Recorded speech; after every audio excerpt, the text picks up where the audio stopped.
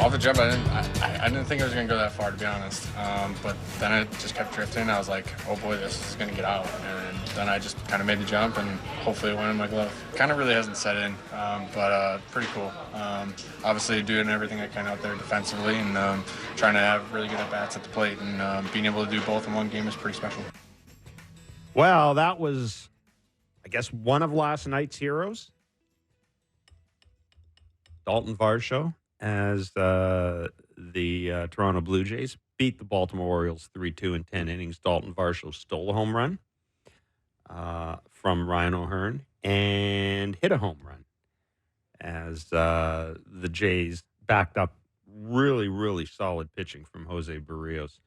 And I see MLB.com was calling them the Flu Jays today or yesterday because as John Schneider explained after the game, basically the 9 players you saw out in the field were the 9 players he had available due to flu and in Danny Jansen's case, back spasms.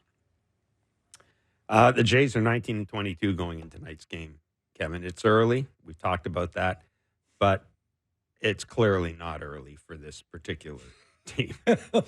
Yeah, look, I said Yogi Berra said it's early till it isn't, or something like that. It isn't. Yeah.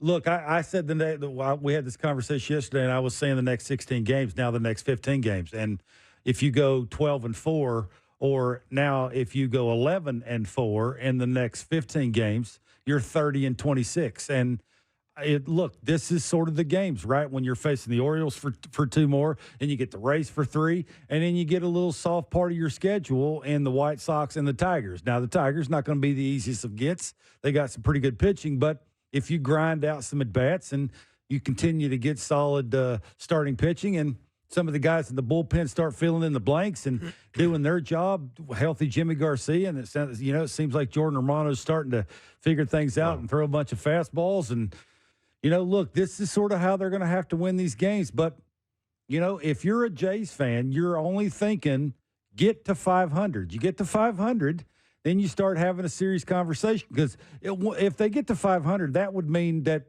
offensively they're starting to do things, especially the right guys, right? Bo seems to be, mentally more there. It wasn't mechanical for me. It was more timing, and it was the mental part. It was just, the conversations that I've had with him and conversations that he's had with other people. Basically, it's sort of early on, at least, it was to have a game plan, go to the dish. The game plan wasn't working. Now what do I do? And it's sort of, escalate, and the snowball started falling down the hill, and he couldn't stop it, and it sort of turned into the way it had turned in. And it just seemed like yesterday, we were smiling a little bit more. I know that sounds silly. He's making all this money. He should always be smiling. No, yeah. I mean, you're expected to do things. You're expected to help carry a baseball team, and when you're not doing it, and it's not translating what you're trying to do off the field to on the field, it's not the easiest thing. So it just seems like he's starting to figure things out, and Vladdy looks like he's consistently catching it out front a little bit more, which is only going to bode well for the team. And then you fill in the blanks in the other places. But for me, it starts with the guy on the mound, and it'll end with the guy on the mound. So hopefully they can figure that out and go on a winning streak here. Yeah, the Jays, and of course now we do the same thing we did yesterday. We wait to see the starting lineup for tonight in the daily drama of what they do with George Springer. I'm sure he'd be leading off. Probably. Yeah. I mean, God knows why wouldn't you? Davis Schneider's only been in the leadoff spot, your best 2 offensive. Well, that's not. I don't really have a leadoff hitter, do they? No, I think we're probably at that. We're at that point. They really don't. It's more important that Bo gets it going and Vladdy continues to do things, and hopefully Turner could come back and sort of turn the page on a little hiccup, a bump in the month. And doesn't it just kind of? This is really dumb. Doesn't it feel different with Davis Schneider leading off to you? I think you're just excited to watch him having it bad. I think that for me is more the Maybe case. That's it. Yeah. It's not always the end result. It's just, maybe you'll run into one and hit one in the moon. You feel that way with George? Like, maybe it's a little unfair. And, George has had a pretty good, decent career. It seems like here lately, it just sort of the same old thing. You go up there and swing at everything, and he jams himself and hits a weak fly ball to right or a ground ball to third. Like, it's sort of the same old thing. Yeah, right now I think that's sort of, if you're a fan of the Jays, I think that's what you're probably getting up and going to get your drink of choice when George is hitting. So let's give you a rundown of what we have today. 2:30, Fredi Gonzalez. He's the Baltimore Orioles bench coach. Joins us, former manager with the Marlins and Braves. It'll be great to get his insight, not just on yesterday's game, but on the young Orioles. Mm-hmm. Bob Nightengale joins us at 3:05. Trade everybody.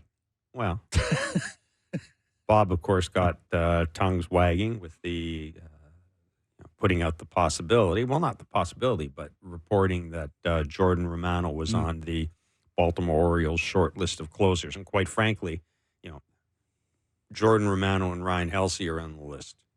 What do they both have in common? They're both playing for teams that are underachieving and might at some point be interested in moving on, in rebuilding, in which case you would certainly have to. You would have to entertain offers. I would think anyhow you'd have to entertain offers for Jordan Romano, although, man, oh man, I don't know. If you trade both Jordan Romano and Jimmy Garcia, well, your season's over. The season's over, but somebody's got. I mean, you can't play. You just can't. You can't without somebody who can finish the game. I'm not sure if Jordan trade. What would you get for Jordan Romano? I mean, realistically, are you getting a prospect that could fill in the blanks somewhere and help a big league team? I mean, that's a work in progress, something you're going to see 2 years from now. It depends. If you're the Baltimore Orioles and you are missing one thing, now the question: if you're the Orioles, we are missing one thing right now. We're missing help at the back end of the bullpen, even though Craig Kimbrell in his last 3 outings is pretty good. But if you want to do that, the question of the Orioles is, okay, we're going to have to add this eventually. Do we add the commodity now, in which case it's going to cost us more, or do we look at it this way? Not having a closer hasn't prevented us from being really good so far, or let me rephrase that. Having issues at the back of the bullpen hasn't prevented us from being a real good team so far. So let's ride this to the trade deadline. And then if we have to make a deal, we make a deal. It's going to cost us less to get somebody at the trade deadline possibly than it would earlier. Or I fill it in now and we run away with this thing and I can call up whoever I want to call up and develop the way I want to develop. There's two ways to look at that. There's a big difference between, the being at the trade deadline and being, having a 5-game lead or something like that and having a 5-game lead now. So, but anyhow, we'll talk to Bob about that because, we are starting to see some trade rumblings. And, if the Jays ever were to decide to punt, I would think they'd probably be able to get something for Jordan Romano. And Jeff Passan joins us at 3:30. We'll talk a little bat tracking data. Ooh, with Passan. Can't wait. Don't undersell the thing. Jesus. 'Tis often said that you can get a good reading on your team or how your team played in a particular night by listening to the other team and how they reacted. And Corbin Burns last night, who came out in the 6th inning after 85 pitches and who, after the game, Brandon Hyde said basically he'd emptied the tank in the 6th inning. Corbin Burns talked about that, but he also talked about the Blue Jays last night. And I found it kind of interesting considering how much of an emphasis and how often we talk about the lineup. And quite frankly, how often when we talk about the lineup, it's not always in glowing terms. So I want to play Corbin Burns' post-game media availability yesterday because, as I said, it's kind of interesting hearing what the other guys thought they saw on the field. This was Corbin Burns after last night's loss to the Blue Jays. Corbin, Brandon was saying that he thought you would empty the tank there in the 6th. Is that basically how you felt? Yeah. It felt like 85 pretty stressful pitches tonight. It felt like every inning we're kind of grinding through it. They were tough outs from the very first out of the game. So would have liked to go farther, yeah, but I was just at the point where I was fatigued and really I think it was at the end of the 4th inning, that 9-pitch AB with Kirk, and it felt like kind of after that it was just kind of struggling to catch my breath, and so the fatigue just set in a lot faster than it has been. That's just due to little bit more traffic, a lot higher stress innings. But I was still pleased to get through 6. When your catcher hits 2 home runs, are you thinking, well, that's going to be enough? That's going to be enough. Yeah, I mean, he's playing back great tonight. Tip your cap to Barrios and their bullpen. They did a great job of keeping our bats quiet and pitch a hell of a game, and they came out on top. But good news is we got another game tomorrow. What type of game you expect against a division opponent, really tight and kind of coming down to the wire like this? Yeah, I mean, obviously their record isn't toward the top like ours and some of the teams are, but that's a tough team. I think you saw it tonight. Every AB felt like it was a tough out. Pitching wise, when they line up their guy like that with their best bullpen arm, it's going to be a tough game. So definitely kind of what you sign up for when you get in division games, and like I said, we'll get after it tomorrow. Does the score of the game affect the way you pitch at all? The last 3 starts, you kind of had to pitch with very low run support. No. I mean, I'm going out there preparing the same for every start. My job is to go out there and attack the zone and try to make as many executed pitches as I can, regardless of the score. So feels like the last couple have been a little bit more, I guess, tough and like grindy-ish with the ABs that we're facing. Guys are putting up tough outs, so a lot more ground ball outs, which I'll take. But yeah, it just feels like there's no easy out right now in the lineup. So I just got to keep continuing to game plan and just do a better job of keeping that pitch count down, get some quicker innings. Less stress would be a lot nicer. That is Corbin Burns after last night's game. Kind of interesting insight on the Blue Jays from last night's opposing pitcher, who is a very good pitcher. I mean, that was, if you like good pitching, that was. Where do you begin with Jose Barrios? What was he against left-handed? 3 for 16. 3 for 16 after that game against the Philadelphia Phillies. Adley Rutschman got him for 2 home runs. Adley Rutschman does usually get Jose Barrios, but we talked about it in Blue Jays Talk last night, the 2 at-bats where there was a lot of baseball happening in those 2 at-bats, right? The umpire, Chris Conroy, doesn't give Barrios a call on the cutter, and that flips the count heavily into Adley Rutschman's favor, and Adley Rutschman hits a home run in the first home run. It was I thought it was just a really good hitter getting a pitch. Yeah, I think Jose tried to do everything he could do to set him up. They wanted to get him out, it looks like, a certain way. You want to speed him up in. You want to elevate some balls to him with 2 strikes.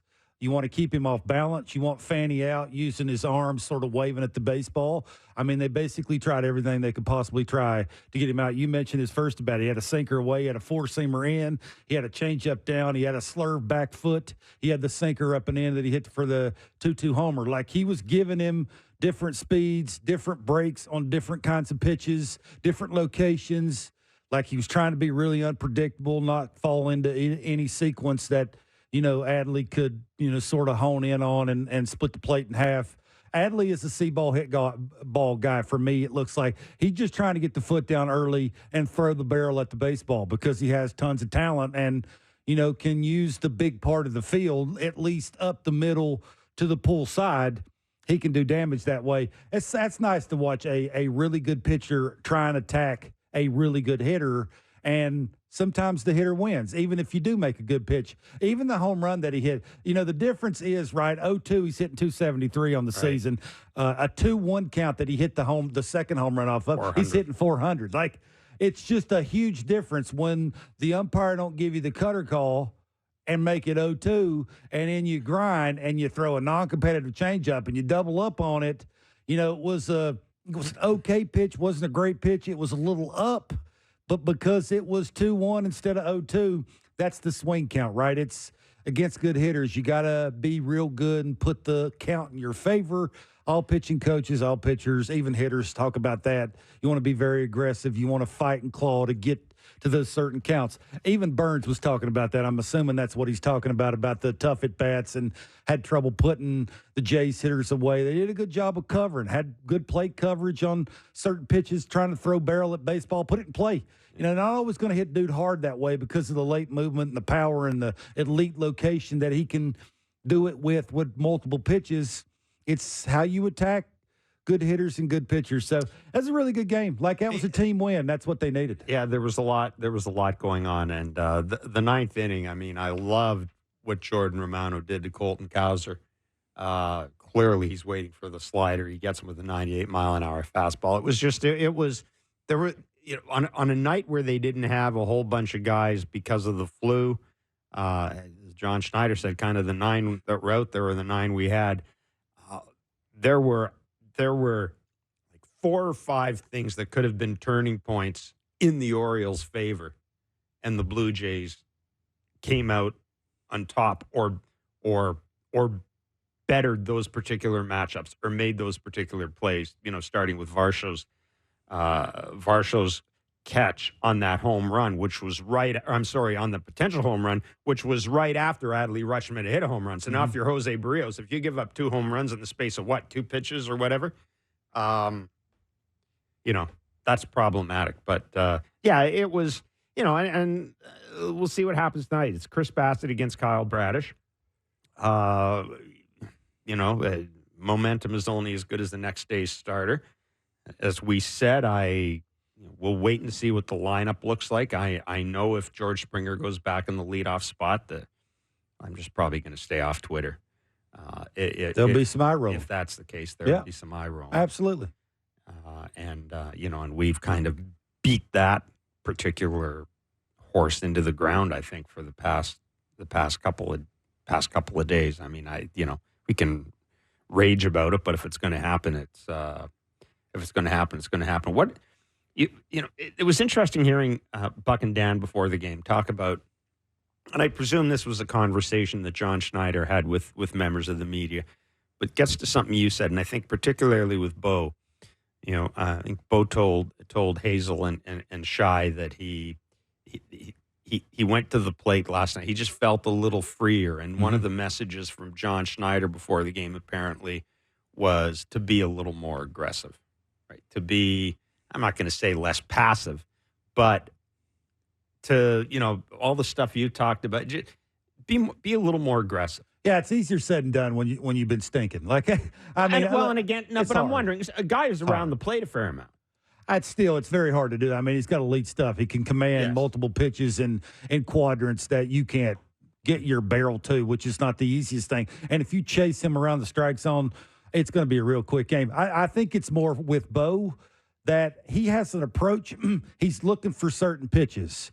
Don't go away from that. And when you're struggling, it's very easy to have a plan when you're on the on-deck circle, walk to the plate, still have the plan. You swing at the first pitch, the plan went out the window. Like, I think that's sort of, how his at-bats were looking, and you saw the visible frustration when he was at first or after he grounded out, flying out, whatever it was, not having a positive at-bat because the game plan was just all over the place. And it just seems to me like the last couple of days, what's he had? He's had 8 hits in his last 5 games, including a homer. Like, that's taking a step forward, including those 3 hits he had last night. So, you pull in the breaking ball, you're hitting the fastball the other way.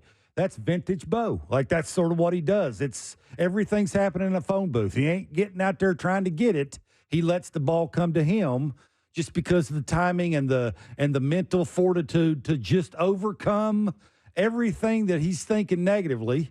Walk up there and just let it. That's what he's talking about. Be free and easy with mechanics and timing and the mental capacity just to, I got my plan. I'm going to stick with it until, I'm forced to get to 2 strikes and do my thing that I do with 2 strikes. So I think this lineup's different when Bo and Vladdy are tougher outs. It's just harder for everybody. Kirky ain't giving you a ton. Like, defensively, we all, I think, realize how good defensively he is and how much he means to Jose Barrios. But other than that, offensively, he ain't giving you a ton. So, it's the healthy Danny Jansen was your DH last night. Yeah, absolutely. I mean, you obviously want a guy who's been hitting homers and, can change the game because they're last in baseball at hitting homers with runners on base. They have 11. And 4 of those come from Varsho. Like, no, it's rare that somebody comes up and hits a crooked homer. Yeah. They need guys that can do that, and Danny's one of those guys that can do it. And yeah, if he's healthy, you're playing him most of the time. It's just the Kirky thing. really don't know how to even describe his plate appearances. Don't look any different than it normally looks. Just looks like he's not hitting it. Like I don't really, it's not like he's not rotating off his backside. He never does that. It's not like he's, missing elevated fastballs. I mean, is he getting barreled the ball consistently? Does it look like even if he takes it, he could put it in play to the big part of the field with authority?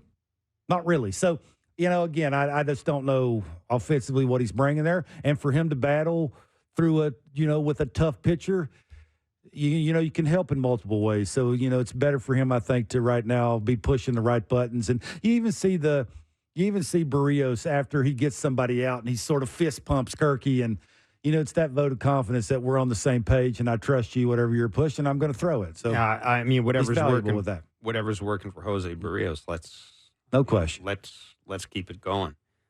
Because, look, I don't think anybody was panicking after the Phillies start, but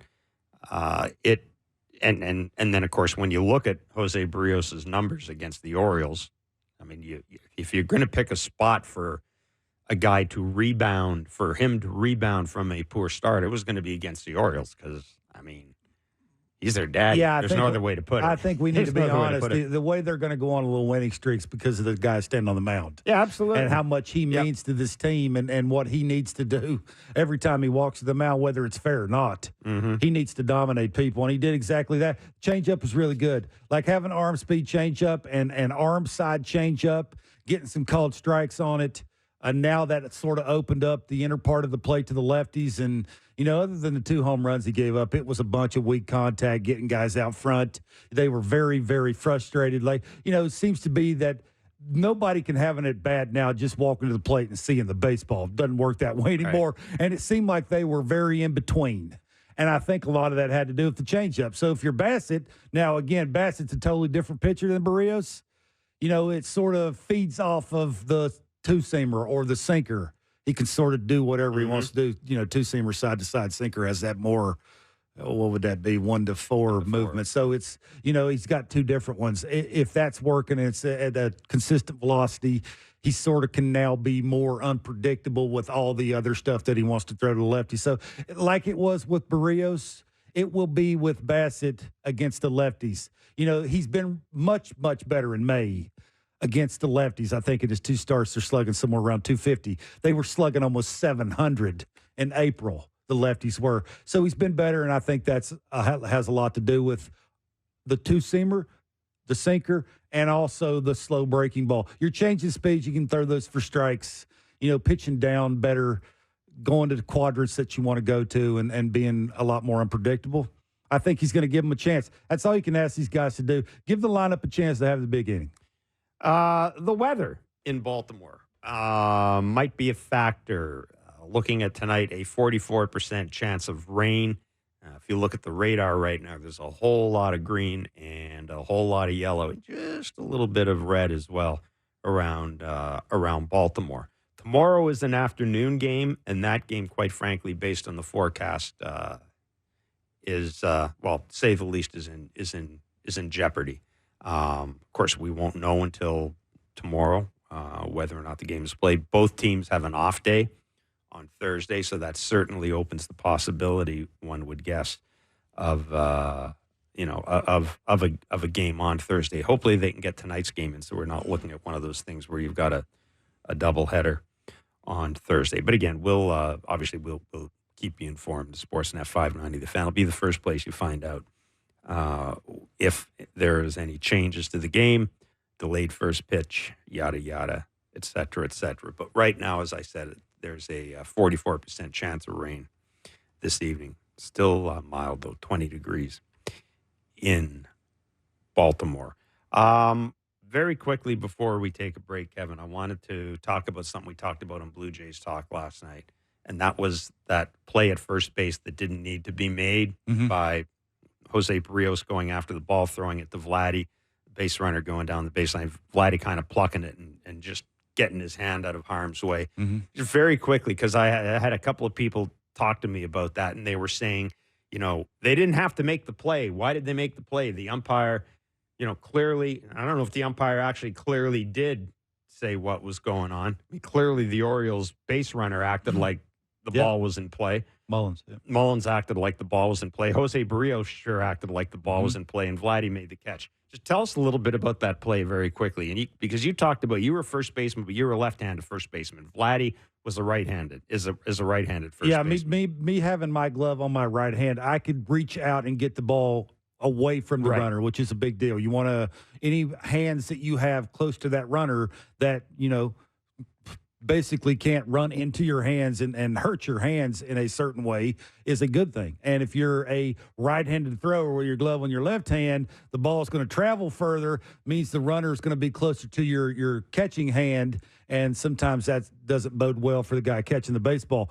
Barrios does a really good job of running over to the ball as quickly as he can, setting his feet and throwing it as hard as he can to a moving target. Throw it to the bag. Like throw it to the bag to where in case Vladdy can run and just actually throw the glove at the ball. Like it's sort of instinctful, let's not overthink this thing. I'm going to go get it. I'm going to throw it. You run and catch it. It's like baseball 101, high schoolish, but in the heat of the moment. And, your job is to, when the ball's in fair territory, run over, get it and throw it and let the umpire decide what had taken place. So, it's a really good play. Just goes to show you, again, I said this last night after the game, how athletic Barrios is and how mechanically sound he is, that every time he releases the baseball, he seems to be always in a position to defend his position. And you don't always see that. Like where he can get that first move that a lot of people can't get. Like, will give him that extra split second to get a fast runner out at first base when a lot of people can't do that. And give Vladdy credit. He got the ball and got out of the way. It's not the easiest thing to do. No, that's what I said. I had visions of Cliff Floyd over there. Cliff Floyd's hand exploding in that play. And, and then I came away thinking, man, given the way this year has gone, Vladdy doing that in a play that didn't necessarily, a play that was dead. Ball was down. It had tail to it. Yeah. Barrios was releasing it from the sort of sidearm, which would have that little natural tail to it. It's not the easiest thing for Vlad. He's very athletic over there. I know a lot of people don't really believe that. Well, the cartwheel the other day, too. Yeah. It's just like the footwork around the bag and how quickly he got over there and how quickly he got out of the way. It's a really nice play. We've got tickets to give away to see the Jays and the Rays at the Rogers Center this Saturday. But before we do that, Fredi Gonzalez, the bench coach of the Baltimore Orioles, former MLB manager with the Marlins and Braves, will join us. It's Blair and Barker on Sportsnet 590 The Fan and Sportsnet. All right, 6:35 will be the first pitch tonight, I think. Fingers crossed. Do me a favor and look at the timing of the first pitch tonight. That really is my bugaboo. If I had my way, all the first pitches would be at the same time. But anyhow. Money. Game 2 of the 3-game series between the Blue Jays and the Orioles goes tonight. It will be Chris Bassett on the mound for the Blue Jays, Kyle Bradish for the Orioles. The Jays coming off a 3-2 win in 10 innings yesterday. A much, much, much needed win for the Blue Jays. But again, we talked about this yesterday and we talked about it today. The Baltimore Orioles are... we're going to be chasing them, it seems like, for the next 5 or 6 years in the very least, based on the way that team is built, based on the way and how they play. Fredi Gonzalez is bench coach of the Baltimore Orioles. He is, of course, a former MLB manager with the Marlins and the Braves, and we're very pleased that he joins us on Blair and Barker today. Fredi, thanks so much for taking time out to talk to us today. It's good to talk to you again. I think we talked a couple of years ago maybe on this particular show. Hey, you've been with the Marlins. Sorry, you've been with the Orioles now for a couple of years, and I'm just wondering, can you maybe tell us a little bit about how things have changed from the coaching staff's first year with the team to where they are now? Now that you're starting to see a steady influx of elite young prospects coming through. Well, I think it's great having. I love talking baseball with you guys, or friends up there in the north. So I think the biggest thing was the players got better. I don't think it had anything to do with the coaching staff. The better the players, the better the coaches. But no, I think we had some great drafts. This is going on my 5th season, and we've had some great drafts. A bunch of those guys that were in the lower minor leagues when I first joined the club in 2020 are here in the big leagues, right? And then we got better and better every year, and now most of those guys are here. And we also have a pretty good depth, too. There's a bunch of guys in AAA that probably are, if they weren't playing for the Orioles, might be playing with somebody else in the big leagues. Freddie, I would think that when the Orioles organization calls up a really good player, you still have to try and develop at the highest level, right, and still trying to win. Is that a point of conversation for you as coaches to say, when this guy comes up, we're still going to have to hone in on first move in the outfield or his good jumps at short or, what he's trying to do at the plate? Are you still trying to develop these players when they come to the big leagues? All the time. It seems like the guys are getting to the big leagues younger and younger. They're not getting, 6-7 years in the minor leagues, getting reps, getting at bats. They're coming up. Hell, we have Jackson Holliday as a 20-year-old about 2 weeks ago. Our unbelievable shortstop, Gunnar Henry, is an old 22-year-old. So, yes, we are developing players up here. And I think every organization is doing that, too, not only us. But we do little things that are extra just because our core guys are so young. We're on the field all the time working on the fundamentals. We'll have first day of the series. I'm in charge of going over the last series and stuff that we did well, whether it's base running and then stuff that we didn't do well, and go over and we do a video like a chalkboard talk and go over it. Try to stay positive, right? You never want to be negative. And if we have a great series and nothing to be talked about, we'll go over a rule. We'll go over whether it's the infield fly rule or we'll go over two guys on the bases, and we'll do that. Keep them developing because they come to the big leagues so young, and not enough reps in the minor leagues.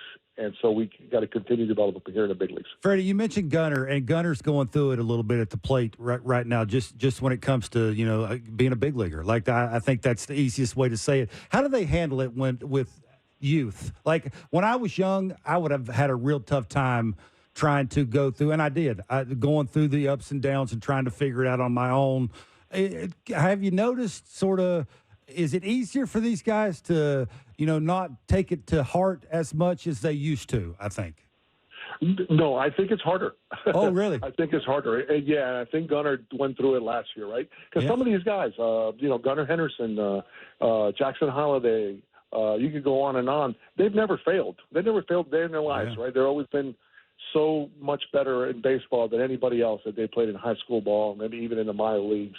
And then they come up here and they fail like everybody does. I mean, and I think any sports, when you get to the highest level, it punches you in the mouth, right? And now you got to figure it out. And I think Gunnar went through it last year a little bit, and now, much better off for going through that. I think, and the reason I think it's harder for them is because of all the outside sources, right? The social media, the number one player off the pipeline, the best number one, 1-1 draft, all that stuff that comes with these kids getting promoted to the major leagues. I couldn't tell you how many articles I read about Jackson Holliday, and in the first paragraph it was like number one pick in whatever year, and the son of a 17-time All-Star.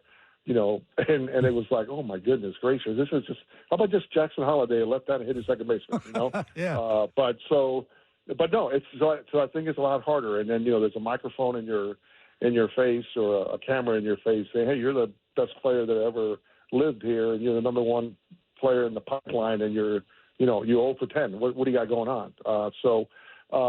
It's a lot harder for them. But I think there's more resources for them to come out of it quicker, whether the video is so much better, the information, the analytics is so much better that we could get them cleaned up much quicker than I would say when I first started in the big leagues 25 years ago. It's a great answer. Now, Freddie, you when you were with the Braves, you had an opportunity to be around and manage some pretty good hitters. I'm thinking of Chipper Jones and Freddie Freeman. What do you think is the key? What is the key to being able to have a long career, but two, have a long career where you are continually putting up good numbers, where you are continually successful? And is there anybody, I'm not going to ask you to compare anybody in that team to Chipper Jones or Freddie Freeman, but is there something that maybe when you look at a guy like Adley Rutschman or Gunnar Henderson suggests that maybe they could be capable of having that type of career? Yes, I think so, and I don't know if I've been on record, but I guess I'll be on record now that I've compared that, and I wasn't around Chipper when he was a 21-year-old, right? I was in a different organization, but I compare Chipper to Gunnar Henderson. I think they're the same type of players, they're the same type of mentality. They're competitors, and they're talented as hell. Right, and now the only thing now is for Gunnar to stay healthy, right? For as long as Chipper did, I think, and they keep it simple. I think those guys that are good players, good hitters, and I'll give you Freddie Freeman for example. He didn't care about mechanics. All he cared about make sure that my foot's on the ground and that I am on time, right? And that's all he cared about. If I'm on time, I could hit any pitch at any time or anywhere in the plate. But he kept it simple. Chipper the same way. Be on time.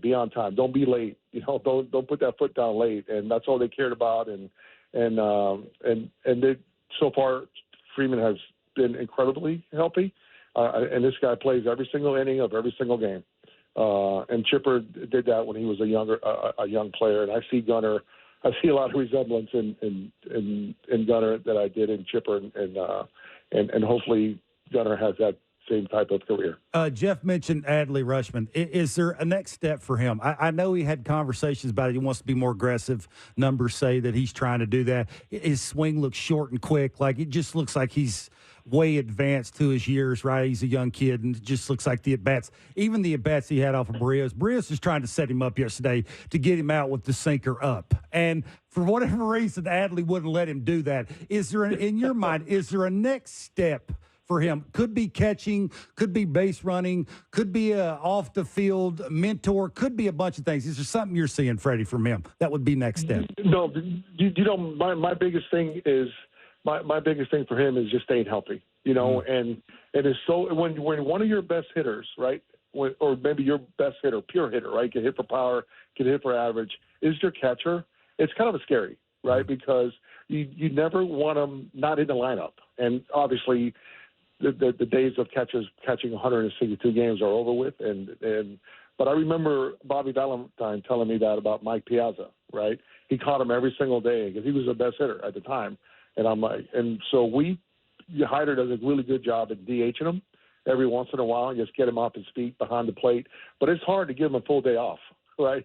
He's your best hitter. So for him to stay healthy, and, like last night, he took a foul tip off the top of the knee, and I cringed. And I'm like, oh, my, I hope this is just a bruise, put some ice. And my first thing this morning when the lineup was sent out was like, okay, he's in there, but it's just health. I think this guy's got a great head on his shoulders. I think that he is a really, really, really good hitter. I think his catching is going to continue to get better. And who knows what we're going to see out of him and how long. But I think, again, those two guys, they're going to have long careers, and like any other player, health is the biggest that you don't know, right? But if they stay healthy, we're going to be talking about these guys for a long time. Yep. Orioles bench coach Fredi Gonzalez joins us on Blair and Barker. How important has Corbin Burnes been, not just in terms of his performance when he's pitching, but the impact he has had in that clubhouse and on that rotation? Because he's on that short list of aces, I think, around Major League Baseball. Well, yeah, I agree with you, and you using that term, the ace, because he prolongs winning streaks and he cuts down losing streaks, right? When he gets on the mound, I think he brings a calming presence in the clubhouse. I think we got to call him a veteran, but he's really not a 10-year veteran. I think he's only pitched, 6 going on a 7th year. But when he's in the staff of guys only pitching 2 or 3 years, he's a veteran. And I think he's done a good job, and I think our young pitchers have done a nice job gravitating to him. Freddie, how did you handle Kimbrel? And I guess losing his closer job, I mean, it might be strong. It is early in the season. Sometimes guys go through it. You're in win mode now. Like you just maybe have better options. Is that a hard he is maybe some would say a future Hall of Famer. Can't be the easiest conversation to go up to a guy and go, hey, you know what? We got better options, and right now we'd rather have you, maybe in a 6th or 7th inning role. Was that a tough conversation? How did he handle that? You know what? We did have a conversation with him, and it couldn't have gone any better. Yeah. You going in exactly what you said. Here's guys got to be, he's got to be in a conversation in the future about being a Hall of Famer. We're going to ask him to, like any hitter, and this is something I explained to him. I was like, you get a hitter who's 0 for 17 and he's hitting third. Well, we're going to drop him down a little bit, right? If you have a couple of outings that are bad, well, we're not going to keep you trying to figure out your mechanics or figure out that you're not ready yet in the 9th inning, right? That's so hard to do. And he was great, unbelievably good. I had him when he was a young kid in Atlanta when he just first started saving games, and now 400 and something plus saves into his career. He was great, and Hyder did a terrific job talking to him. And he pitched in the 7th inning yesterday, and I think the last 3 outings have been really, really good. So we figured he's kind of figure it out, and we'll see. Let's see where he ends up here in the next his next outing. But if I had a crystal ball, I think he's going to be back in that 9th inning again pretty soon. Mm-hmm. Freddie, really good of you to join us today. Thanks so much on a game day. Really appreciate it, man. Awesome. It's always good to talk to you. You be well. Thanks, Freddie. Okay, same to you guys. All righty. Take care.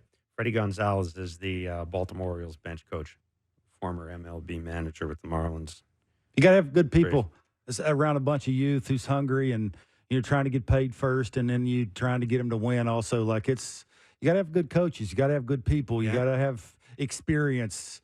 And it seems like Freddie's just got a calming voice, and somebody that's a young guy could walk up to and go, "Hey, I just can't figure this out. Can you help me?" And he's got an answer for everything because he's been there and done it before. That's a pretty cool thing. I really found that interesting that they go before the start of a series. They go over things to improve on from the previous series, but in a positive way. And if the previous series was good, then they basically have like a chalkboard session where they talk about one rule or one particular play. Like Freddie was talking about, we'll talk about what to do with 2 men on. Yeah. I'm sure they're not the only team that does that, but that reinforces the point that when you do have young players coming up, and I think it's good, when you do have young players coming up, you got their attention for this much time, right? So let's make use of it. Yeah. Let's not piss around with something that is, let's make use of it. I just think it's so simple, but so smart and such a good use of time. Yeah, it's got to be positive too, I think. Absolutely. Baseball is very hard. Like every part of baseball is not the easiest thing to do, and you're asking a bunch of young kids to go out there and win every single day, so they have to be at their best. And quite frankly, every other team now is gunning for them. Like it's not just the Orioles are coming in here and it's win day. No. It's not the way it is anymore. So you add that to the mix, and that's a nice little way just to give everybody something to look forward to. I'm sure they have conversations amongst everybody that's in the room, and they make it fun, and I'm sure they joke at each other and poke fun at each other. So there will be a test, gentlemen. There will be a test. That's pretty cool. That's pretty cool. It's like you can make winning a habit. It's just I do really believe that. I think that it's just sort of those good teams, they just show up and know they're going to win. Mm-hmm. And I think the Orioles are trying to, other than having better players than most teams do, you still got to go out there and get it done. You still got to do the little things. You got to throw strike one. You got to be efficient. You got to run the right bases you got to throw it to the right base. Like you got to do every little thing right. And for a coaching staff to sort of figure it out in a hurry, simplify it, make it fun, keep it positive. Yeah. Knowing it's a marathon and not a sprint, that's a pretty cool little deal. And, we talked about this yesterday with Jim Duquette and with Dan.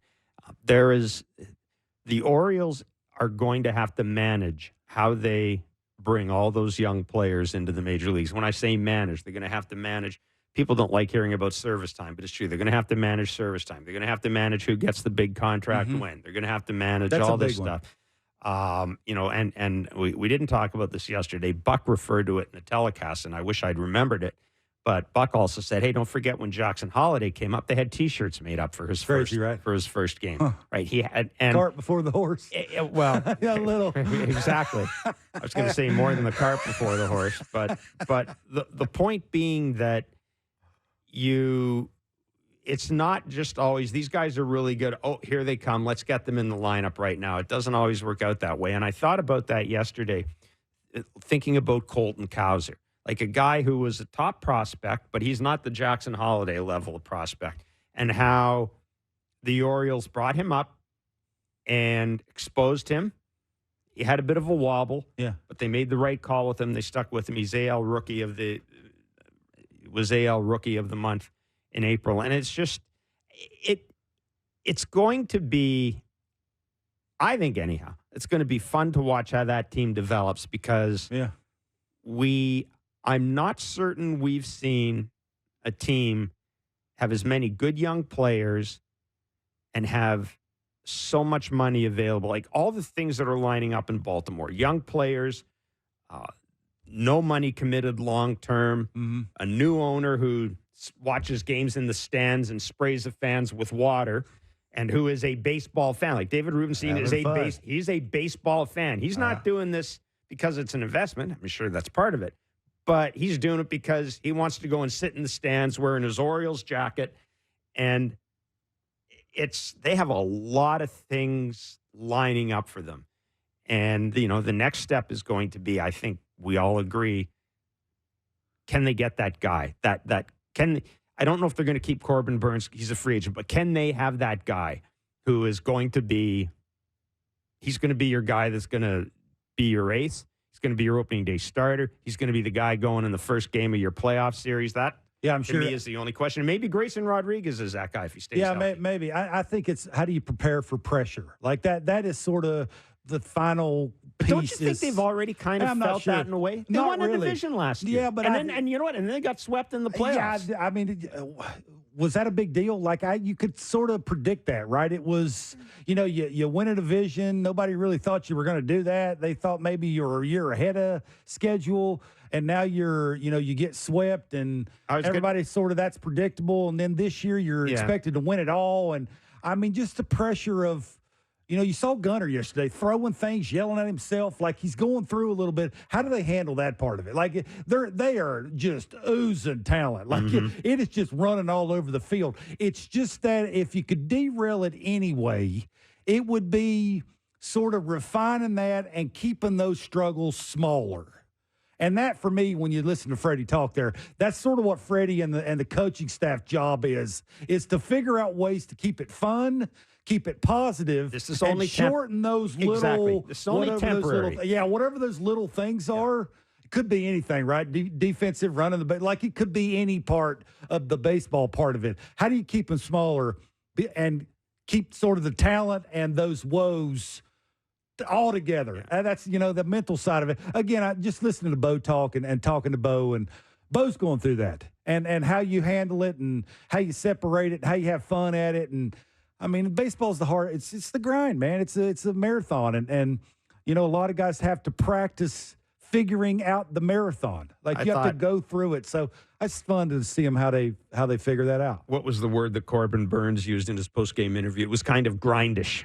It was kind of grindish out there tonight. And and Fredi also, a great point about Jackson Holiday. That might be the first time he's really had a hiccup at any point. But I mean, I think, his old man's been in the majors. His old man's gone through that. I think they'll be fine. My first one was at the big league level, too. And it's hard, man. I never recovered. Bob Nightengale, Jeff Passan plus tickets. Sounds like a pretty good combination to me. It's Blair and Barker on Sportsnet 590 The Fan and Sportsnet. All right. Want to come on camera here? It worked so well the last time. Mark Talking Boffo, to me? No, Boffo, our producer. He got himself in camera the other day. Sure is okay. great. It was. No, he does a great job. He does a great job. He was running. He was doing important stuff, getting coffee and putting the shirt up. And What? I mean, no, in addition to getting guests. I'm not, you guys let me finish before you jump in on me. you paused for a long period of time there. Yeah. So just stick to it. If you don't like him, tell him. Tell him to his face right there. I paused. After he gave you the number 1 sign. Man, I'm sure you're going to get a really nice gift for Christmas. I'm sure. Get the same one I got this year. I got the same one I got this year. Do you have any friends? Yeah, oh yeah. Ones you don't pay or buy gifts for? Absolutely. All right. Absolutely. Mm. Absolutely, I do. I mean, not a ton of them. But you don't either. Well, that's by choice. Well, how do you know it's not by choice with me? I could guess. We've been giving you the chance to win Blue Jays tickets all season long here in Blair and Barker. All you have to do is text the correct answer to our daily. Maybe Jeff will be at baseball this trivia game, and you can go sit with him. 590. Well, yeah. The problem is that the games, because of our schedule, it's hard for us to make it. Oh, down you there. should go. Oh, by the way, Stop making excuses. On effective Tuesday, a week from today, we're going to be 4 to 6 on TV. Huh? Yeah. They didn't tell you that? Oops. We'll be on TV and radio from 4 to 6. I'm always the last one to know. Yeah, we thank the Toronto Maple Leafs for their. way to go. Stay hot. Yeah, we thank the Leafs for their cooperation. Do you think they're golfing right now? I don't know. Beach. Anyhow, all you have to do is text the correct answer to our daily baseball trivia question of 590. Our last trivia question and answer was this slugger who played for both Tampa Bay and Toronto during his career was known for hitting towering home runs into the 500 level at Rogers Center. Name him. The answer, Kevin Barker. The answer, of course, was Jose Canseco. Today's question is to win tickets to see. Did you ever play with Canseco? As a No, teammate? against him. Winter ball. Why am I not surprised? He's trying to make a comeback. He was awful. He was awful. I covered a training camp with Ozzie Canseco, his brother. He was a very nice man. Was he any good? No, but he's a very nice man. Today's question is to win tickets to see Jays and Rays at the Rogers Center on Saturday, May 18th. This player spent 5, count them 5, not 4, but 5 seasons with the Rays and 5 seasons with the Blue Jays on the way to a Hall of Fame career. Name him. This player spent 5 seasons with the Rays and 5 seasons with the Blue Jays on the way to a Hall of Fame career. Name him. Hall of Famer, huh? Yeah. Text the answer to 590 for your shot to win. See rules at sportsnet.ca/590. The first year we used to do these ticket giveaways, I had a couple of times I read out the answer as well. Sure. It's not surprising. Because, I just follow the sheet that I'm given, right? 6:35 tonight, Chris Bassett against Kyle Bradish. Game 2 of a 3-game series between the Jays and Orioles. Game 3 of that series scheduled for tomorrow afternoon. But it could be raining biblically. And unless John Schneider can get everybody on an arc, they may not be playing that game. Who's leading off? Keep us informed. I mean, I could go anywhere with that, but I'm just not. Moses is leading off. Bob Nightengale is the national MLB writer with USA Today, joins us on Blair and Barker. Look at you, Bob. How you doing, Bob. man? Good. How's everything? I love you. Is that a Bo Jackson jersey in the background awesome. there? Yeah, good eyesight. Yep. Yeah, I know. It's amazing. Bo Jackson in an Auburn jersey. Yeah. Very good. Very good. Cool. So Robert, you got a lot of folks in this city worked up a little bit, not to Morosi levels, but you got a lot of folks in this city worked up a little bit with the Jordan Romano report that he was he's a name the Orioles. The Orioles might be interested in it, and all kidding aside, I mean, to me there are 3 teams right now that I think need to be taking a look at themselves. And one of them's the Orioles, one of them's the Cardinals, and one of them's the Astros. So I'll just ask you about Romano. What type of a market would there be for Romano in general? And also, do you think that at some point one of those 3 teams is going to make a really significant move? I don't think so. I'm not sure either the 3 will be in the race, come September. That's why I think those closers will all be available. I think of all the guys, Romano will probably be close to the Cardinals closer. in the sense where the Cardinals closer, he's got 2 years of control. Romano Presley just won upper hand to Romano is be able to pitch, dominant in the AL East. And I think he'd be very good in, postseason time. Bob, any chance that if the Jays want to punt, that Yusei Kikuchi would have a big market, do you think? I don't think a big market. I mean, I think strong, but not overwhelming. I'm not sure people will, blow you away for Kikuchi.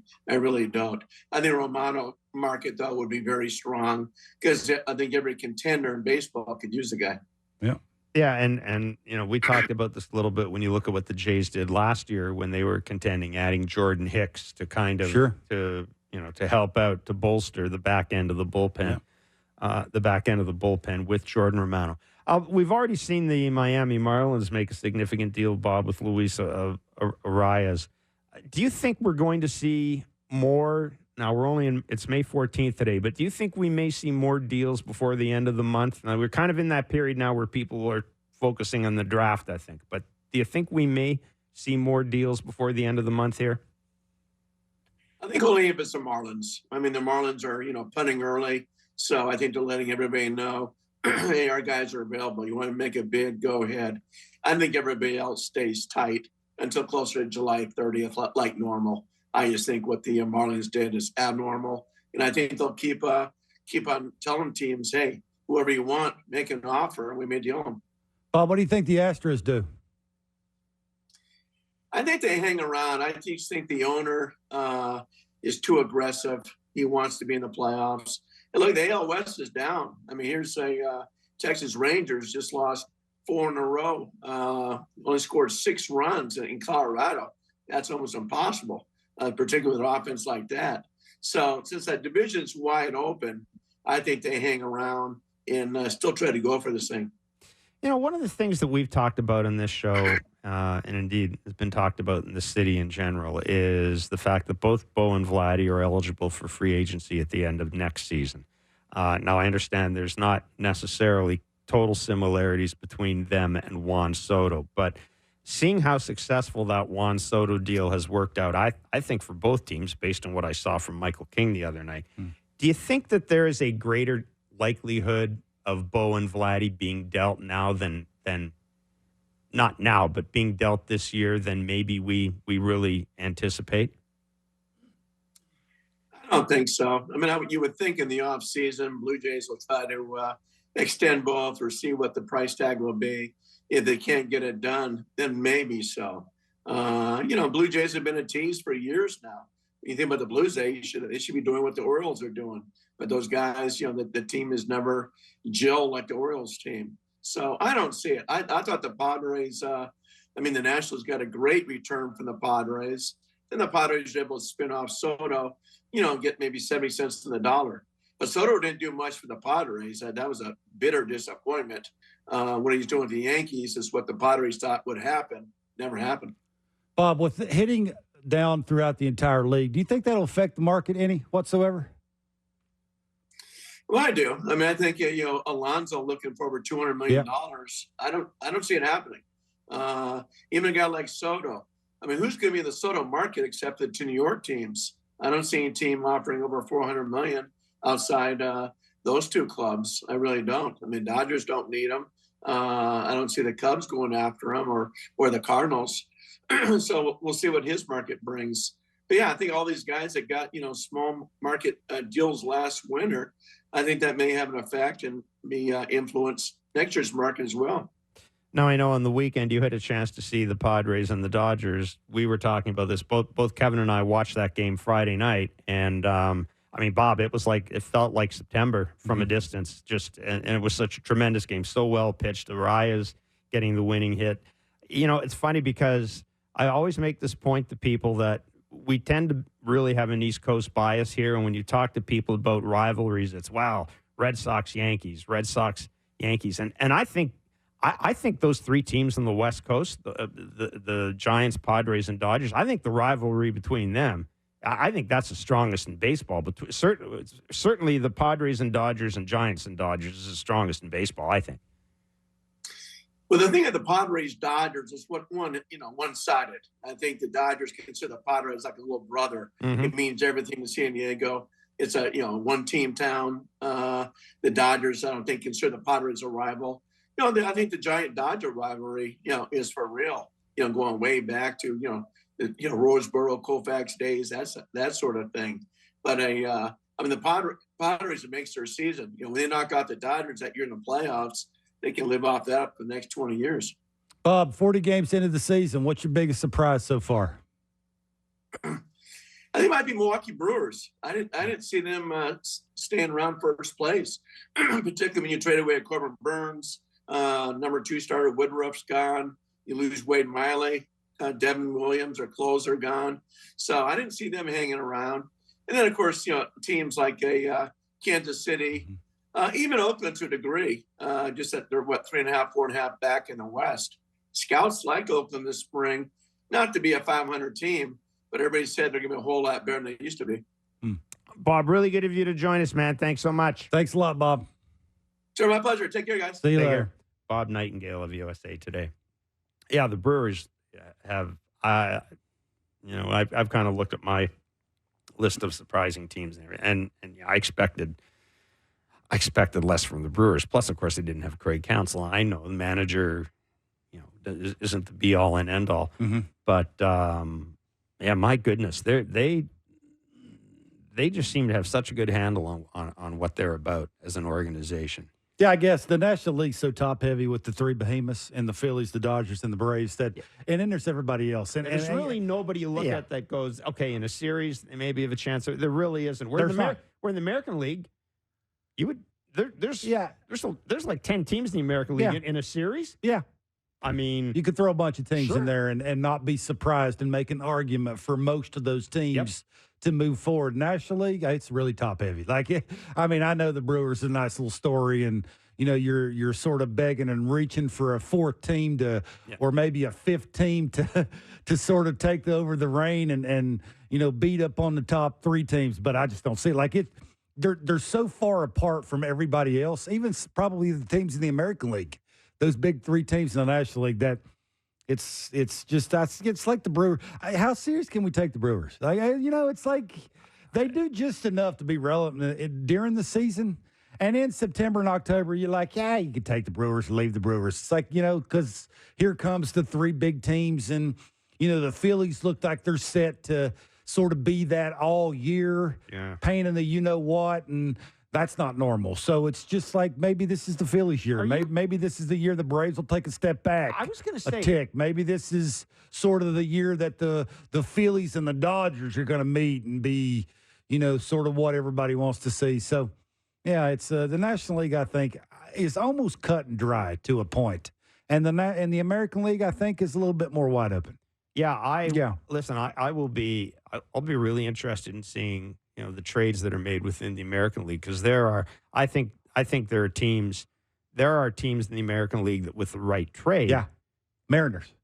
Offensively, with the pitching that they have, holy moly! Mariners, absolutely. They're sort of like the Blue Jays, with better pitching. They got really, really good pitching and have trouble scoring runs. If they could just add a guy that thumps, that could hit the 3-run homer a bunch, for 2.5 months, that could really help them go where they want to go. And that Central is kind of all over the place. It's kind of freaky. It's all over the place. If somebody decides to go all in or to make a big ad at the trade deadline, even Detroit, a team like Detroit does that. It could make a real difference. So that division is, it's just silly. Yeah, and the Rays and the Blue Jays and maybe the Rangers might take a little bit of a step back. That would mean getting into the wild cards may be a little easier, right? You may not have to win, 90-plus games to be that 3rd wild card spot. So that would mean the door's a little bit more wide open for a couple more teams in the Central. And,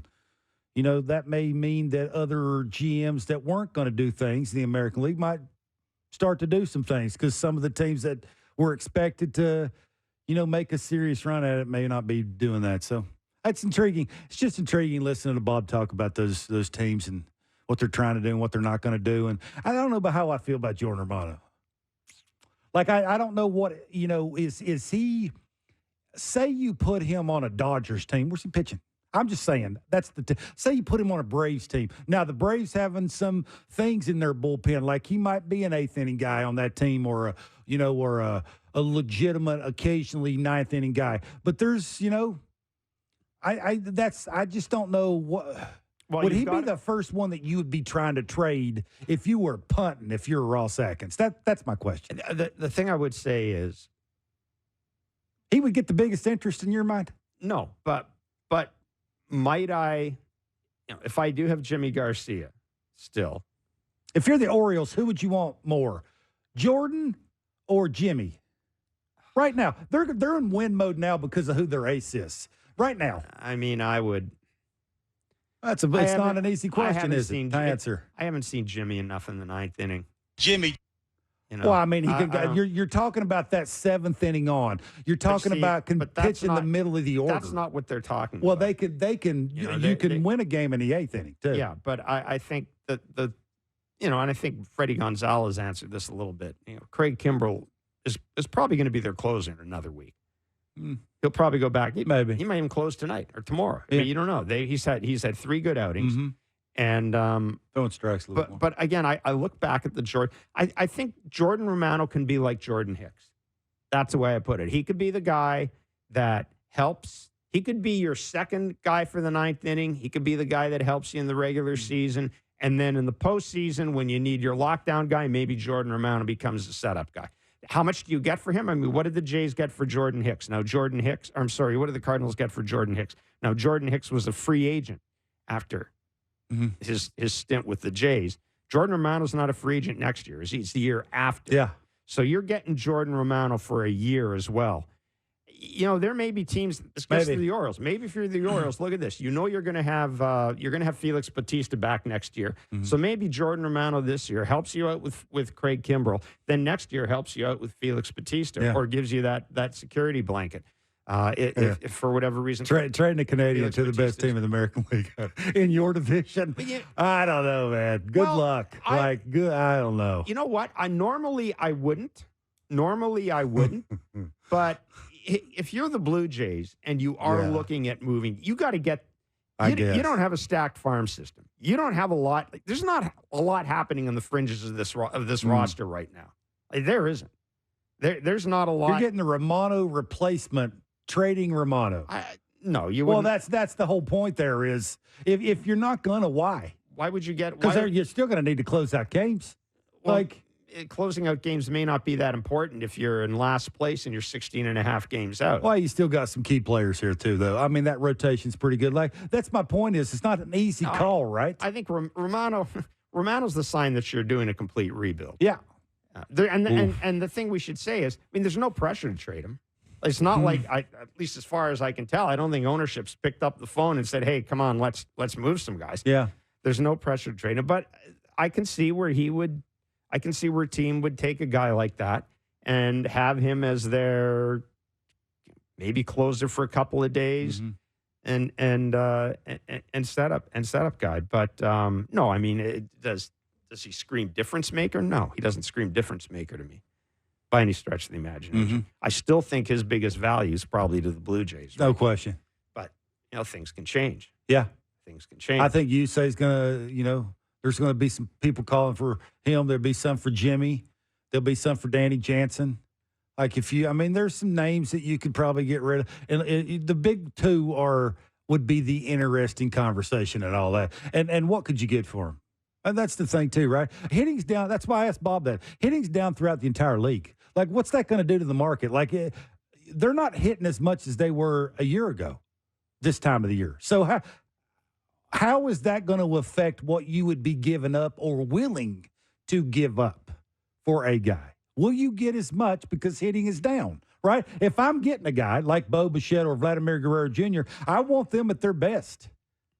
Maybe pitching right now and the khakis and the pitching coaches are really, really, really good at what they're doing right now and have refined it to the point that hitting is getting really tough to consistently be good at it. Maybe you wouldn't get as much for those two as you would normally. See, that's another interesting conversation. The thing that really to me, kind of reinforces Bo's value in that regard is, what's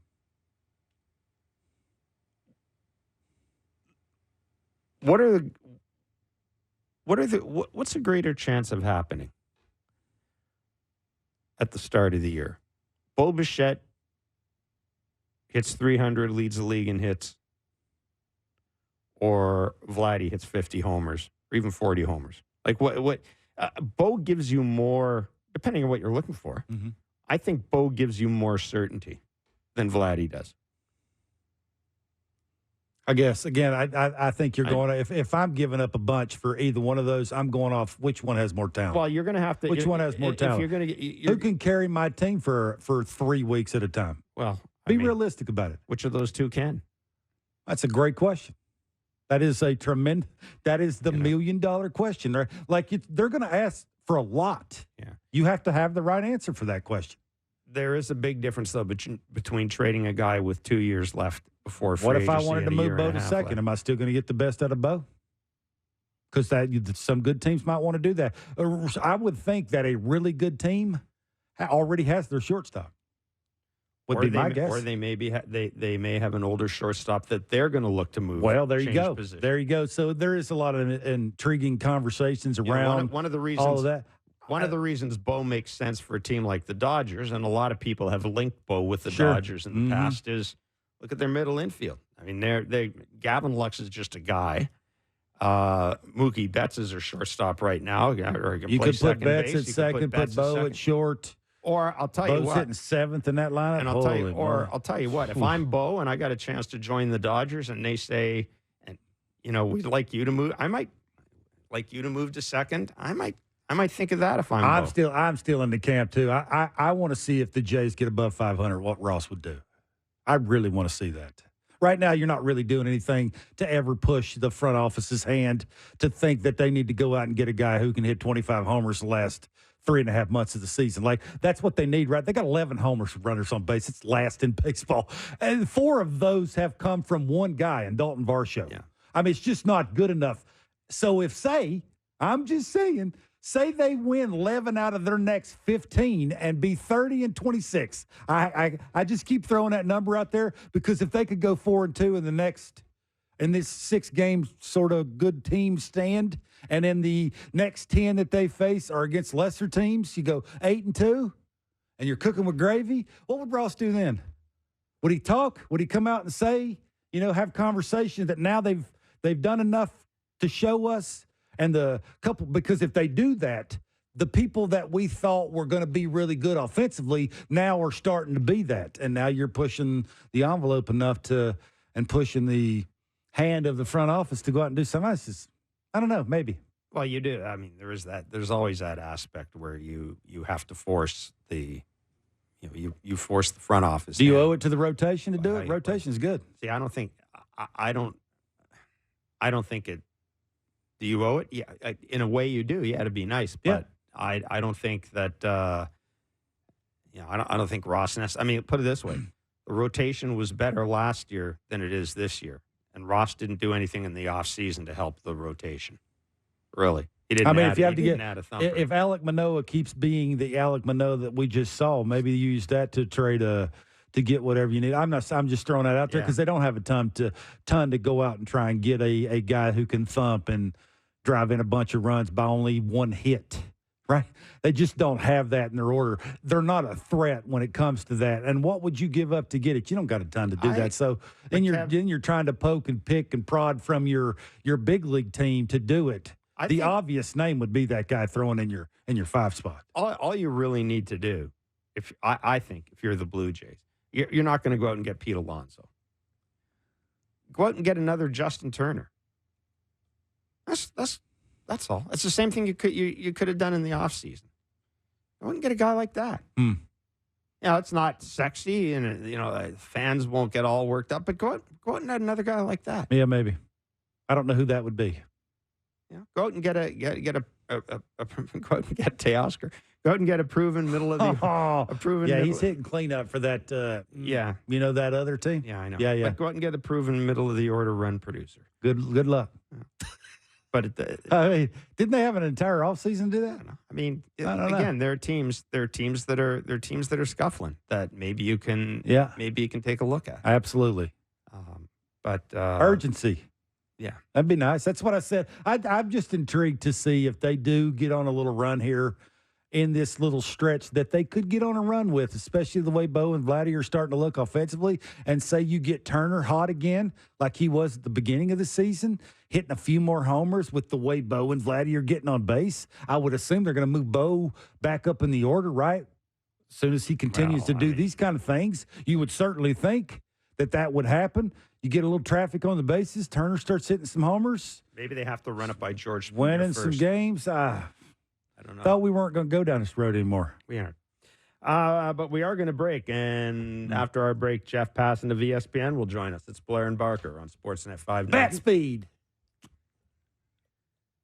See, things like that get you in trouble. It's Blair and Barker on Sportsnet 590, The Fan and Sportsnet. All right. What are you laughing?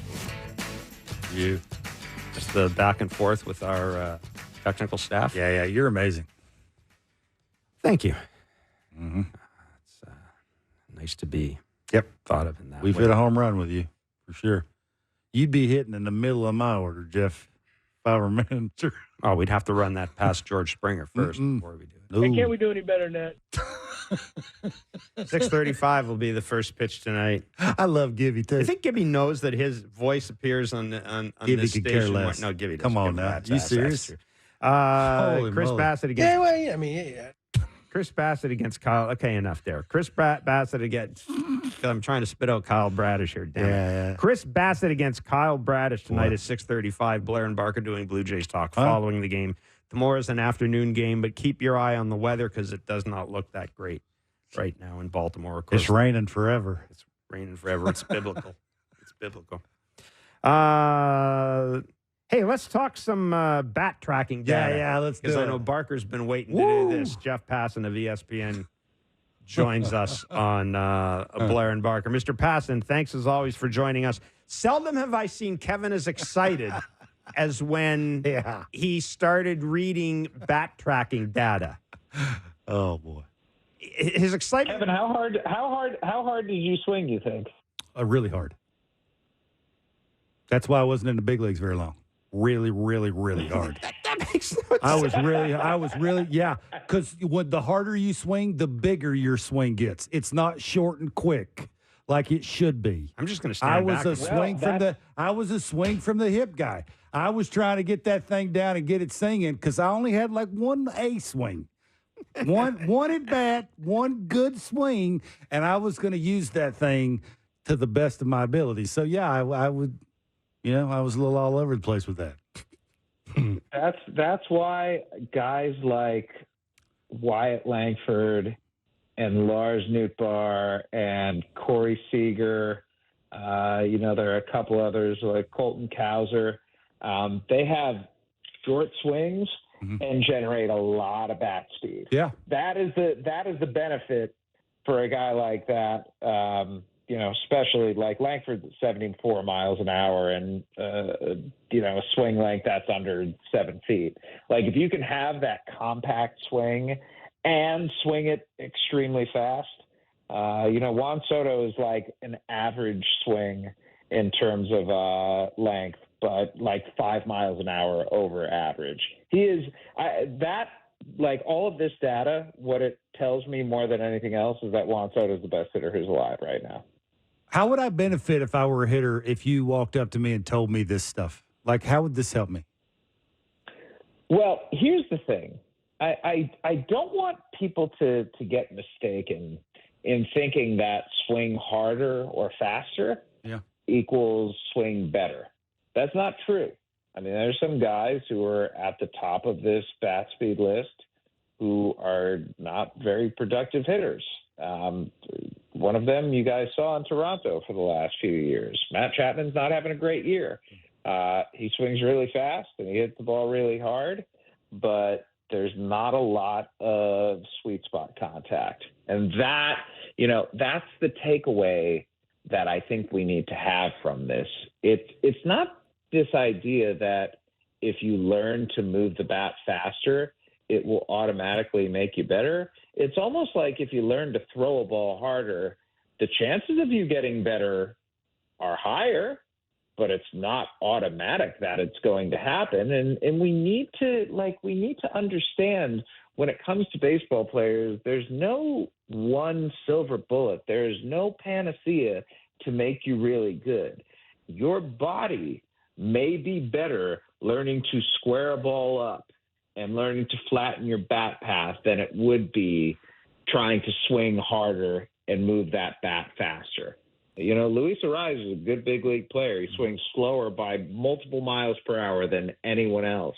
And the reason he's a good big league player is because on contact, he squares the ball up 47% of the time. And on swings, he squares it up 43% of the time. The average across the big leagues is 25%.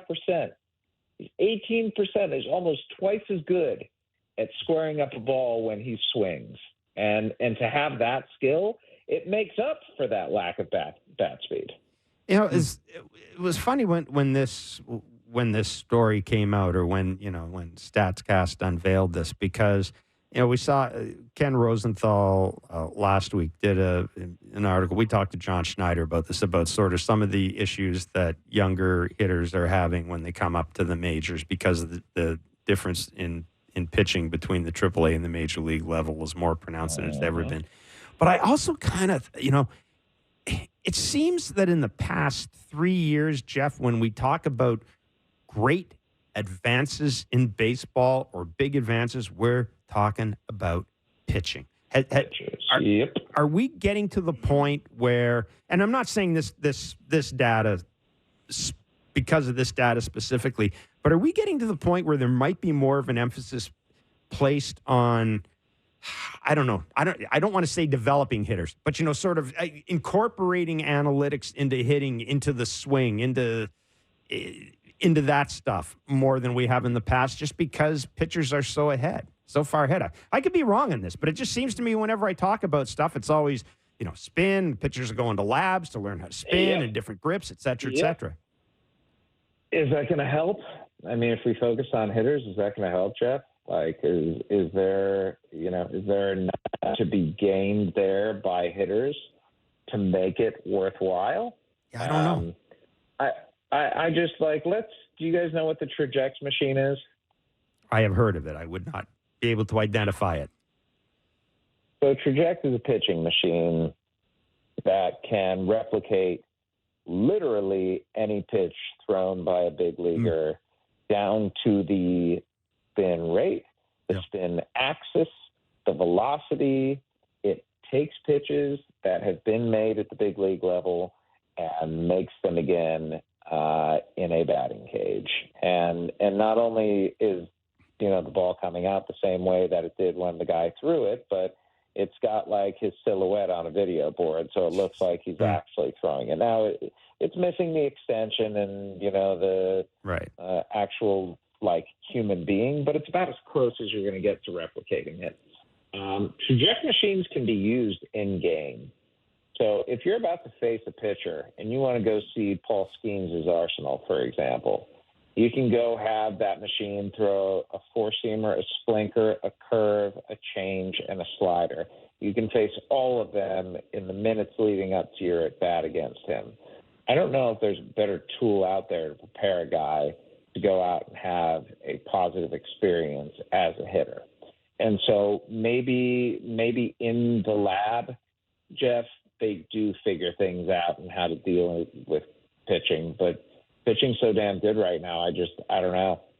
I don't know where it evens out and how you get back to the place where they're on the same playing field without doing something like putting a restrictor plate on arms. And sorry, you're not going to do that naturally. The only way to do that is to tell guys, we need you to pitch deeper into games. And the only way to seemingly do that is to shorten the roster and have only 11 pitchers on at a time. And that would seem to kill two birds with one stone, because you got pitchers going deeper into games. You've got stuff throttled back. You've got offense potentially going up. But the notion of that being the solution to all of these things. It's just going to take a while for it to happen. And even if it were to happen, we don't know that would be the upshot. We just think that it might be. Yeah, and I've got to think too that, even with the trajectory machine, it can't replicate the environment necessarily of being at home plate in the stadium with Paul Skeens in the mound. And I Correct. I mean, that's Captain Obvious, but I still think there is that human element of it, that the weather, whatever, right? It's a little windier today than I thought it was going to be. Don't want to hit it over there. I want to hit it over there. Right? Yeah. Thing. That's kind of where I'm. But that's the unique nature of baseball, right? I mean, the game doesn't start in baseball until the pitcher throws the ball. It's a negative sport. The first act of baseball is an inherently negative one. I don't want you to do anything with it. I don't know how you change that. I mean, look, the pitcher has everything quite literally in his hand. Yep. Does he not? Yep. He has the advantage, and the hitter is in a purely reactionary mode. So maybe the question you try to answer, and I have never given this a whole ton of thought because I've never been the one standing there in the box. Maybe the question you try to answer is, how do we react better? Yeah. Like what quickens the reaction time? Guys have done a lot of work on vision training, and they're doing work on bat speed training right now. But at the end of the day, hitting a baseball is considered the hardest thing to do in sports for that very reason that we described, because pitchers do stand at such a great advantage to start things off. Jeff, whenever I was reading about this, the first thing I thought of was the offseason for the Blue Jays when they were talking about information overload. There's too much. Like the offensive side of the ball just can't take all the information that they're given. Well, whenever you're thinking about this, if I'm a hitter, and I'm sure organizations now will be able to have a number for bat speed that they like. Like they want all batters to have bat speed or whatever this thing's trying to track that equals this number. And having these players try and figure out how to get to that number seems like information overload. Like it's just too much. Is there a time where, Jeff, it's just too much? That's why you see hitting going down. There's just too much of it. They just can't handle it. I don't know. I have a really difficult time thinking that organizations are going to target a specific number for bat speed when Mookie Betts is like 69.4 miles per hour. He's below big league average. Adley Rutschman, 69.3 miles per hour, below big league average. Will Smith, 68.9. Jose Altuve, 68.8. I can go on and on. Marcus Semien, 68. There are really good big league hitters who don't swing the bat fast. Just as there are really good big league pitchers who don't throw 96 to 98. It's just going to be it's going to be, though, the same way that teams have gathered guys who throw 98 plus. They're going to gather guys who swing the bat fast because it gives you a greater margin for error. But the part of this, I feel like this is an incomplete data set right now. Mm-hmm. I want to know how fast guys swing, but I also want to know what their swing paths look like. Mm-hmm. I want to know what their attack angles are. Like that is a vital part of a hitter. And that's the sort of thing that I believe StatCast is going to release a little later this summer, but that'll give us a better idea of, this guy who's swinging the bat so hard, why does he have, weak contact, or why does he not have solid contact on more pitches? Well, maybe it's because the angle that his bat is taking. Maybe it's because his bat is not staying in the zone particularly long. These are the kinds of things that, to me, are a lot more fascinating than what essentially amounts to just a radar gun number, right? That's the equivalent for a pitcher. Radar gun numbers have been great, but now I want to know what his vertical approach angle is. I want to know what his induced vertical break is. Like, I want to know all the nerdy stuff that tells me beyond just that velocity number, is this a great pitch?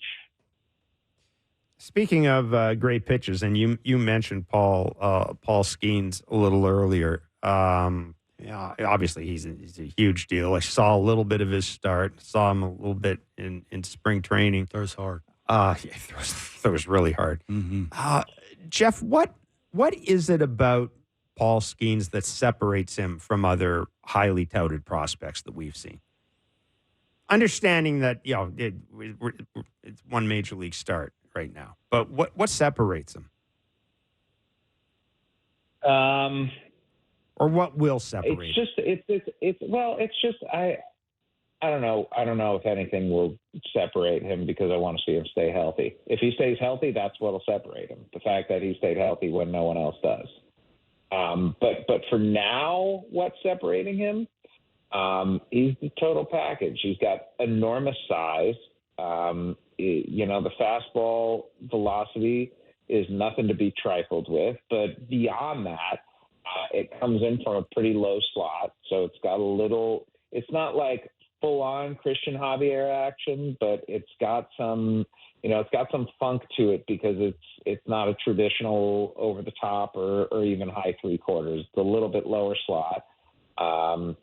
He can land his slider for strikes. He can throw the splinter now, whether it's for landing it for a first pitch strike. I think he threw 8 or 9 of them on first pitches, and then throwing it a little lower in the zone for a swing and miss later in the count. He's got a straight change and a curveball too. So you've got a 6'6", 240-pound, strong command, excellent control, top of the line stuff, monster who throws 5 pitches. If you were to go and create a pitcher, he would look like Paul Skeens. Jeff, whenever we look at the Blue Jays and we're looking for teams that may want to trade for a bat that could help out the Blue Jays, and you start looking at those bad teams, and the first one I look at is the Cardinals. And it used to be so much fun to turn on the TV and watch the Cardinals play a day game. The uniforms are cool. Like, the fans were awesome. They always cheered for the team. They were never booing. And now I think if I saw the Cardinals, I'd flip the channel. Do you have any idea what's going on with the Cardinals and how they can fix themselves? I think the Cardinals, Kevin, have gotten to this place where they believed they believed in their own stuff for too long. It reminds me a lot. You remember when the Minnesota Twins under Tom Kelly and Terry Ryan were just so good for so long, and they didn't evolve. And for a while there, they were in a pretty ugly state of affairs because they just weren't as modern a team as you needed to be competitive. I think the Cardinals are probably in that same realm right now. Listen, the Cardinal way has been a thing for decades and decades and decades. And this is not to suggest that some of the things that do embody the Cardinal way don't belong in modern baseball. There are elements of it and there are parts of it, but you talk to players there and there's a disconnect. And some other organizations, particularly the more progressive ones, are better serving players who are now coming into the professional game, expecting the progressive elements of it to be front and center because that's what they learned growing up. That's what they've seen trying to get drafted and trying to get scholarships. They are the ones who are doing modern training right now. And that is the bottom expectation for organizations now. And if you don't have that, then players are going to feel like they're far behind. Yeah. Who do you think the Orioles attempt to lock up first to one of those sort of franchise contracts, Jeff? Do you think it's Adley Rutschman? Do you think it's Gunnar Henderson? Gunnar Henderson, I think, is represented by Boris. How do you know who to pay the most? Yeah, I mean, that's the question. That's a classic thing, right? But Rutschman would seem to be the guy, at least from where I am. I don't know how you see that. Maybe it's not that important. No, I do think it's important. I think it would be great if they were capable of doing that. You are correct. Gunnar Henderson is a Scott Boras client, as is Corbin Burns, as is Grayson Rodriguez, as is Jackson Holiday. There's a trend there. Mm-hmm. On the other hand, Adley Rutschman is a client of Wasserman, and they're a group that, whether it's Giancarlo Stanton, Nolan Arenado, they have been willing to do those longer-term deals, especially before guys hit free agency. But Adley Rutschman's kind of in the catbird seat right now. The Orioles tried to manipulate his service time, ended up getting that full extra year of service the first year because of his Rookie of the Year finish. And so, we are fast approaching after this season. He's going to be in arbitration. And that's when it gets to the point where it's like, okay, he's going to start making some money this year beyond the signing bonus that he got and beyond the awards that he's gotten in the pre-arbitration pool. Like he's going to, he's going to be getting close enough where if it's not done this off season, I don't know how much incentive there is. So, yeah, he's the guy. Even though I think Gunnar Henderson, in the end, is probably going to be a better player, Adley Rutschman's the linchpin of that clubhouse, and they should get it done, or they're running the risk of finding themselves in the same situation that the Jays are in now. With Vladdy and Bo, which, considering how they've been playing this year, maybe that's not such a bad situation. Although there is that real sense. You do get the sense sometimes with guys like that the train does leave the station, right? Like you just do. It's notable. Yeah. Jeff, thanks for doing this, man. Buddy. As always, be well. Gentlemen, pleasure is always mine. Great talking. Thank you. Absolutely. Jeff Passan, MLB insider with ESPN. So I just think feel better about that. No, I don't. I think that is a tool that organizations will use that's unfair to players. You're telling me that I know Mookie Betts is a tremendous player, but you're telling me that he's in the low percentile in bat speed. He's not going, what's going on here? No, really? Listen, absolutely there is, especially as young as baseball is now, and trying to live up to something that you've never been that, quite frankly, good at. And at the big league level, you're going to try and change that. Good luck. I mean, that just screams struggling to me. Listen, I poke fun at all this, and I think I said it was like khaki Christmas yesterday on Twitter. But to me, it sounds like an easy way for an ownership to pay a player. To me, it's not about the information. It's about how the information is given to the player. That's cut and dry. Your bat speed is this number. I don't know. It's not league average. I think that's a little simplistic. Really? I think it's a little simplistic. I think it depends on how all this information is good. It just depends on how it's given. I can't hit that dude. My bat's too slow. I think you're help, coach. Help. I think you need to broaden your horizons. You think so? I do. Good swing starts from the ground up, buddy.